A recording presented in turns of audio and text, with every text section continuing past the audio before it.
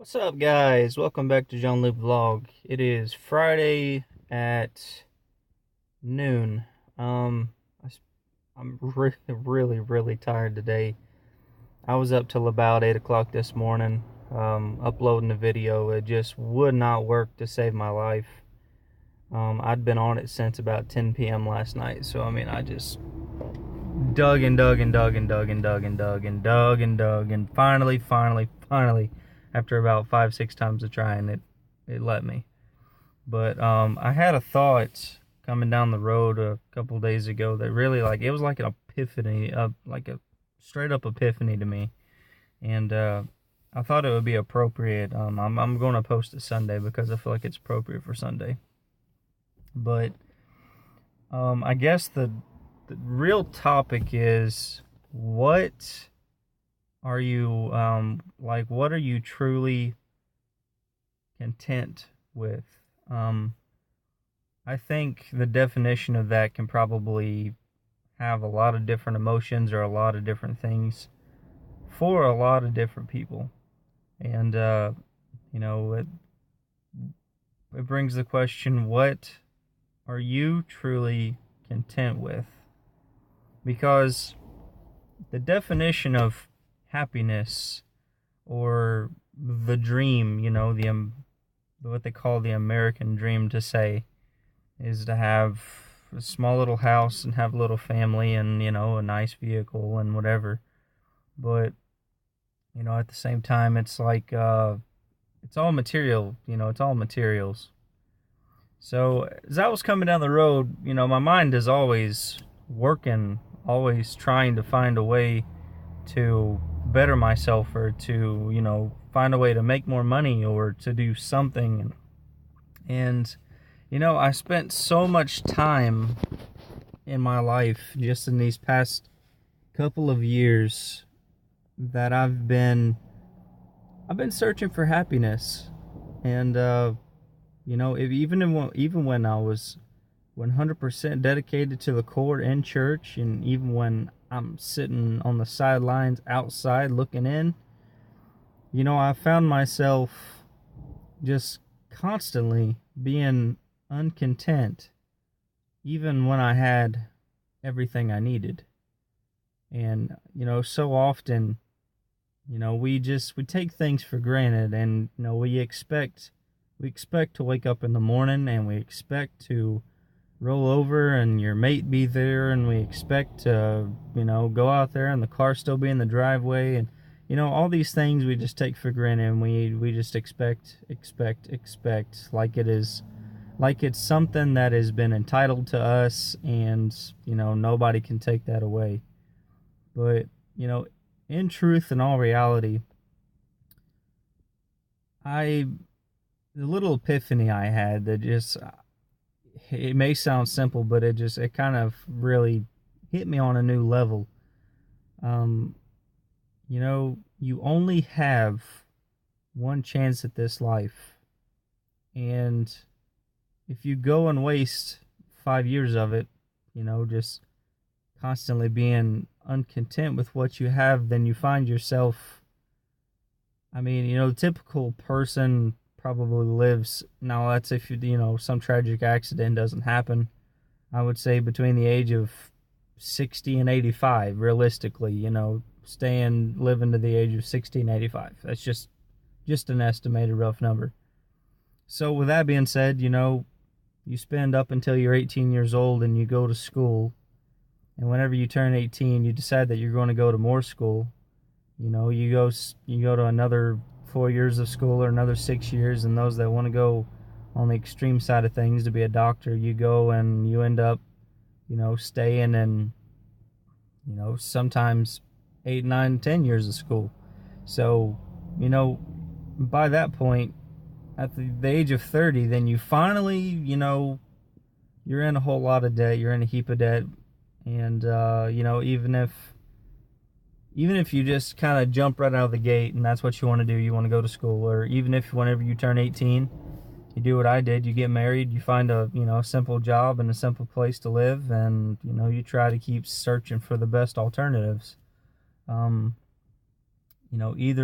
way you go about it, there's still points in your life where you're going to find yourself that is uncontent, where there's, no matter if you have $1 million in the bank, no matter if you have, 5 kids and a wife and you have a mansion, and, money is just materials, unless you are truly satisfied and content with your surroundings and who you are, then I don't think that it is possible. And with that being said, there's two things that go hand in hand. The Bible talks about loving yourself. It talks about respecting yourself and respecting the Father and respecting everything that you got. Being thankful. And even though the situation may not be the best, I'm sure there are reasons for every situation.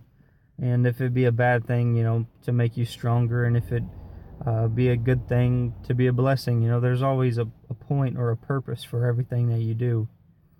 And,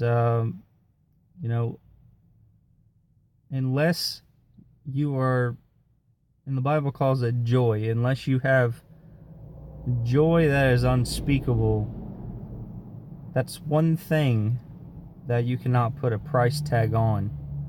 You can't put a price tag on joy. You see, happiness is an emotion. You could be happy, sad, mad, depressed. You could be all of that. But the one thing that you cannot alter is joy. And if you have true joy and true feelings of content, that's what joy is. No matter what situation, no matter how bad it is, that's what joy is. You're content, and you don't have any worries. Whatever happens to you, you're still going to have joy. If you truly have joy, then that means that you have fulfilled what the Bible talks about of cherishing and loving the Father. That's what it is. And you can have your joy taken away. And I always think of it this way. It's like, 5 years down the road, you look in your past, and things are not quite the way that they used to be between you and the big man above, right? Well, the Bible says that he's the same today, yesterday, always going to be the same forever. So whenever it come time to step away, I don't think he moved. It was us. We're the ones that decided we're going to uproot and we're going to go and do things. And it's not even points in your life that you'll even recognize. It'll be the little subtle things. The job will pick up over time, or the kids will get sick on a Sunday, or there's always a little curveball in there in order to kind of get you off track, to derail you, in other words. And it's so easy to do. It's so easy to have excuses with anything, anything at all. It's so easy.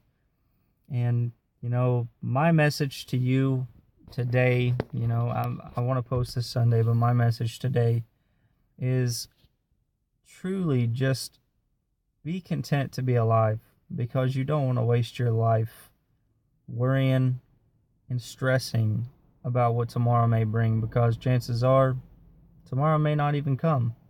So, try your best to live a honest, good life.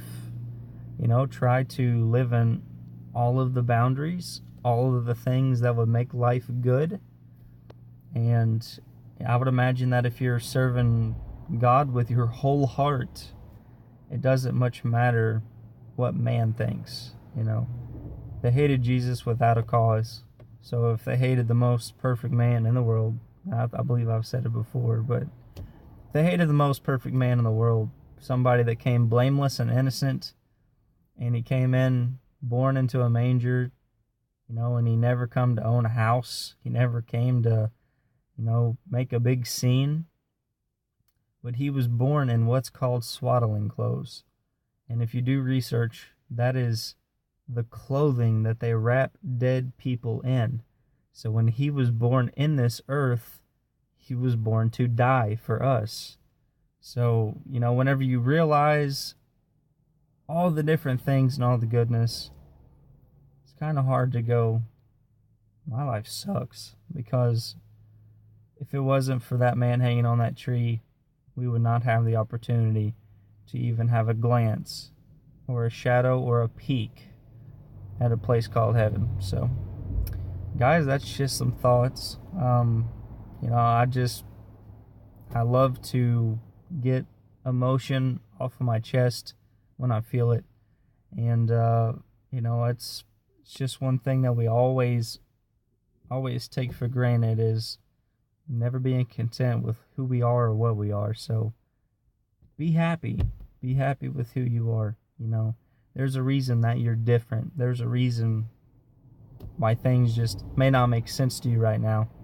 But eventually it'll be shown on the rooftops. And you'll have that light bulb moment. It'll go off and you go, oh, okay. Yeah, that makes sense now. Boy, I'm glad I didn't spend that $1,000 investment, because I didn't know that guy was going to be a liar, cheat, a steal, and he was going to rob the company and leave and embezzle money. So be happy with what you got, because anything can be taken away in just seconds, guys. But these are just some thoughts. I love you. I love you guys dearly, like family. And